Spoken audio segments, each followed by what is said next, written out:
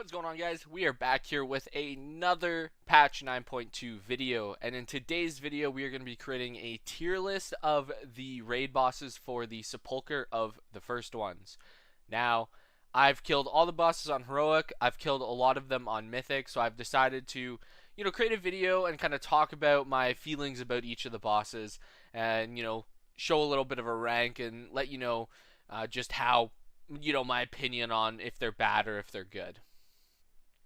So we're going to go in order of my boss kill and majority of people's boss kills. So we're going to start with Vigilant Guardian, the very first boss. In my honest opinion, I really dislike this boss. I think this boss is pretty bad. I'm honestly going to throw it in the D tier. This boss is very, very bad in my opinion, considering where it is in the raid. So first bosses generally are very easy, especially on Mythic. We've seen with, Shriekwing, where it was an interesting boss. It was really, really easy after a while when you killed it multiple times. And it was honestly easy the very first time you killed it if you had a nice coordinated group. Whereas you had the Terragru, which was actually a really fun boss because of the anima powers and everything like that. Well, they created this boss that is a ad style boss. On Heroic, you can't even speed it up. You have to do all 3 shields, which is the dumbest thing I've ever seen. And on Mythic, you have to deal with the boss while it's there, and as a tank, that's a little bit better for the boss fight. But then you run into the problems on Mythic where some mobs are one-shotting your DPS, one-shotting your healers. You have to be running around picking up all of the ads. Having multiple misdirects is really, really good. Having tricks of the trade from rogues, really, really good. But if you don't have those things, the boss is actually fairly difficult as a tank because you just have to constantly be picking stuff up. Your taunt's constantly on cooldown. I've ran into multiple times where I taunt, the tank mechanic comes out, though it's a pretty easy tank mechanic to deal with. It just causes issues where I can't taunt the boss because I'm taunting an ad, and it causes multiple problems. Not to mention, though it's an easy fight in that, you just dodge swirlies and you live for the most part, they just one-shot you. Like, they just straight up kill you, and it was a very highly tuned boss, and even to this day, with people having 4-set and double legendary, it's still a decently difficult boss. In my opinion, I think it's more difficult than the next 2 bosses afterwards, which is what we're going to get to. But I'm going to throw this boss in D tier because progressing it, I absolutely dreaded it, and I hated it with a passion, and I still hate it to this day. I think there's just so much going on, and that it's just not a very good designed boss. Now, for the second boss, we got Skull-X, the big worm man. I think this boss is probably a B tier boss. Might be a little bit of an A tier, probably a B tier boss. It's your patchwork fight boss, right? It has 1 to 2 mechanics. That's really it, and it just blasts the boss as fast as you can before the room fills up with blue stuff. It has a really similar tank mechanic to Shadhar from Nyalotha, which I found to be really enjoyable. And, it keeps all of your people on their feet, right? For a second boss, it's pretty difficult. If melee get hit by the swirlies, their damage is just gone, right? Most of the time, they're dead if they get hit by swirlies anyway, but their damage is just gone if they get hit by the swirlies. They have to be dispelled. And, you have to constantly be moving around and soaking the circles and stacking. I think it's a really neat boss for the second position. They tried some different things with it, and I think it did pretty well. Now we have our homeboy, Artificer Zymox. Now, I think Zymox is an A-tier boss. Progressing this, going into it, people told me, they were like, you know what, this is a tank boss. If your tanks do everything right, this boss is a joke. And if they do the bombs right and the rings right, this boss is a joke. And I was really scared because I was going into it and I was like, all right, I got to know everything I need to do. I need to do everything correct so the progression is easy as possible. And we go in there, I do every single thing that I had to do correctly. I swapped to Night Fae, which is not very good for Brewmaster, just so I could skip rings multiple times. And we killed the boss pretty fast. And I actually thoroughly enjoyed the progression of this fight because it wasn't overly complicated, right? It was, bait traps in the right spots, place the portals, dodge the rings. It was really, really fun. but not overly complicated or too much kind of happening at once, which is what we'll get to with the sausage, which is the next boss. But overall, this is a good fight, not too difficult. The DPS check was there at the beginning of the patch, but they did increase his enrage timer, which is really good. Once you hit 50%, it's basically just a lust and burn boss, which is really nice, especially on rekills. There are people that talk about stopping DPS and needing to stop DPS and stuff like that, but I don't personally. I haven't had any issues with that, so I'm gonna have it at the A tier. But I think Zymox is a good boss, especially as a third boss. Right? It's a pretty good boss. Now we get to the sausage. I think the sausage is a C tier boss. I dislike this boss a lot. This boss. The reason I dislike this boss is the ring mechanic was cool on Zymox, right? But you had portals to deal with it. On the sausage, you have to use blinks, or you just have to take the damage at face value. And what that does is it incentivizes classes that have blinks in your progression. It incentivizes you to swap to a Venti or a Night Fae for covenants that have blinks. Obviously, you can do it without these covenants. That's fine. But it just incentivizes that, which basically penalizes people that their main covenants are Necrolord or Kyrian. See, as a Brewmaster, I could theoretically play Venthyr or Night Fae, and a lot of Brewmasters do that on their first kills of this boss. But for me, I stayed Kyrian because I was able to set my Transcendence up to dodge when you had to dodge the double rings or the triple rings if you got to that point, which most people don't at this point. So I just think it was a very terribly designed boss fight. The overlaps that come with the barrage, you have to kill the ad, you have to soak it, plus the rings. Like, after the third pillar gets highlighted, the fight just becomes so messy, and I think it was badly designed. I think it was a pretty good fight when you're doing the first pillar and the second pillar. It's really good. But once the third pillar, once you start getting 3 rings, I think the fight falls down a lot. Now we get to this awful, atrocious boss fight right here. Prototype Pantheon. This fight is so chaotic, but nothing's happening, which is the weirdest thing to say. There's so many mechanics that do something, but don't do enough that it actually matters, right? So, specifically as a tank, you have 2 of the tank mechanics. You have Duty and you have the Sire guy, Absolution, I think it is. So Duty will hit you, and you will not be able to drop that. You actually have to taunt swap that. But when you start fighting Absolution in the second phase, you can solo tank that phase. Like, you can quite literally never tank swap at all, which is what we did on our progression, and you would be fine. Which is the weirdest thing I've ever seen from a tank mechanic. Not to mention it's hard to say because I understand their thought process in making this fight it's a council style fight and there's so many mechanics, but only one of the prototypes, one of the bosses, was most punishing. And what I mean by that is Renewal was the most punishing. You have the line of animals, you have the Anima Storm Tornadoes, and then you have the seeds. Those are the hardest mechanics in that fight, right? And if you can deal with those efficiently, you kill the boss. Not to mention that they actually nerfed the boss to make P3 shorter, which is great because you only have to deal with one set of ads and seeds. But it's a boss fight that has so many mechanics that do absolutely nothing, and it's hard to explain that. It was so boring as a fight for me, especially as a tank. A lot of DPS disliked the fight as well. I think a lot of people dislike this fight, and it sucks because it drops some really good gear for a lot of people. Now next, we have Lahuvum. I'm going to put this boss in C tier.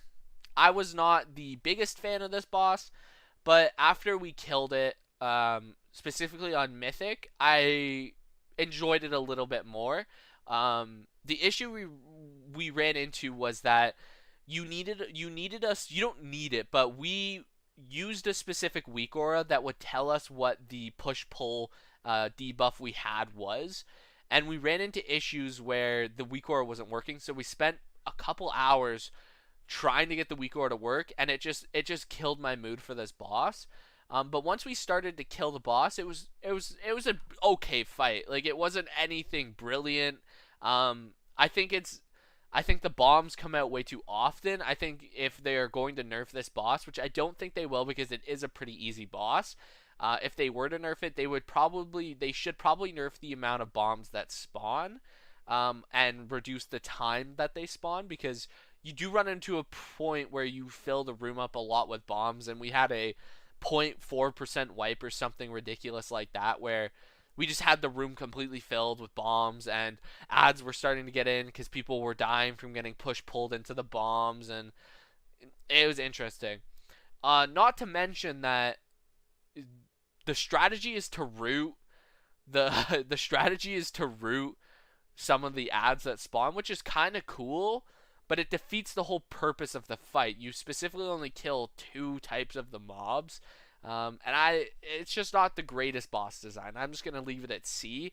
I think it's a fine boss. It's an average mythic boss, but yeah, can't really say much about it because it felt like nothing. It felt like a lot happened, but not enough to where it was extremely punishing. Halandris, S tier boss. I think everyone's going to have the exact same opinion about this boss. It is a basic fight. I say basic, but it's a basic fight that has very crucial mechanics that need to be done correctly. There's only a couple mechanics, but if you mess up that mechanic, the entire group wipes. Now, that sounds like a really bad boss design because people shouldn't be punished for someone else's mistake. But when there is only 2 to 3 mechanics in the entire fight, I think it's great as a boss fight, right? If your DPS on heroic, right, it's just make sure you put the slow circles in front of the spawns, but your tanks destroy the bombs, the shields on the bombs, and you just knock things away. It's a pretty decent heroic fight. But when you step it up to mythic, it's even more interesting, right? Where now your tanks are doing the bombs. Your ranged DPS have to juggle the bombs, which is really cool. It's an interesting mechanic. It is the hardest mechanic of that fight. And your melee DPS have to play goalkeeper and keep the bombs out, which is pretty fun for them, right?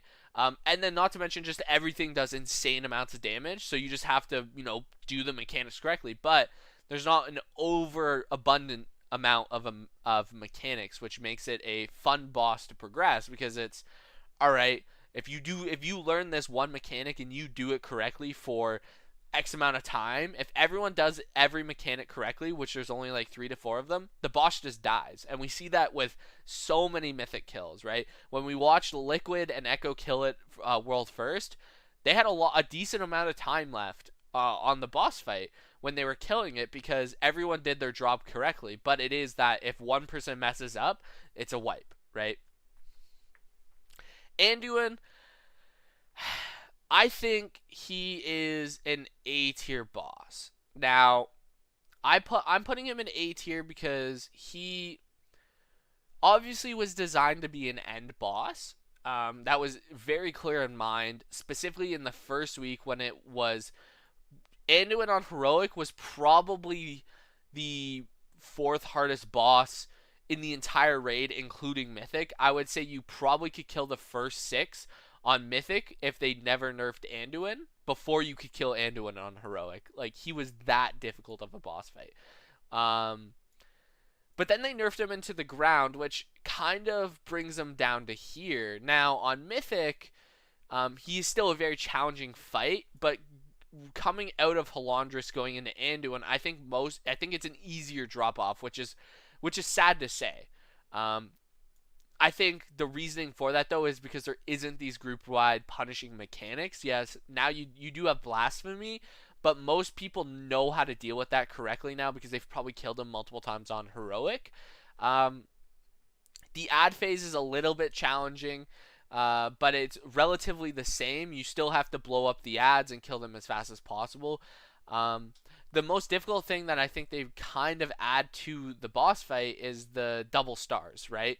But like I said, I don't think that's too challenging of a mythic boss, because if you have the correct strategy, it just keeps it there. But overall, it's a good boss. Specifically for me from Heroic, I haven't reached to him on Mythic yet, so this is just kind of my Heroic opinion and what I watched from the Race to World first. I think he's an A tier boss. I think a lot of people will enjoy him. Obviously, lore reasons. You get to fight the Lich King, which is really cool. You get a massive damage phase, which is really cool. Everyone loves massive damage phases. His mechanics aren't overly hard to deal with. But they are punishing if you do them incorrectly, which is a good thing to see on a boss fight. No one likes boss fights where the mechanics are overly punishing. Now we get to Lords of Dread. I'm gonna put Lords of Dread at a C, right? Now this is just coming from me because I despise the Among Us mechanic. I think this is how I see it happening. So basically, Anduin was supposed to be the final boss of this tier, and then obviously Jailer was supposed to be the final boss of the next tier. And Lords of Dread was going to be one of those first couple bosses with a cool little mechanic that, similar to Blackwater Behemoth, the Terragru, where it was, Blizzard was like, let's test some things out, where it's not on a crucial boss, but you can kill it and it's not too difficult, but you aren't going to be there for 100 plus pulls. But since they had to add these bosses in afterwards, because they were clearly already developed, they had to buff them and make them a little bit more challenging, though the boss fight overall isn't terribly difficult. For me, I just have it at a C tier because I dislike the Among Us mechanic, the hidden Dreadlord mechanic, and that's simply because people can easily mess that up, right? Obviously, that is completely player fault. It's not Blizzard's fault, but people can mess that up.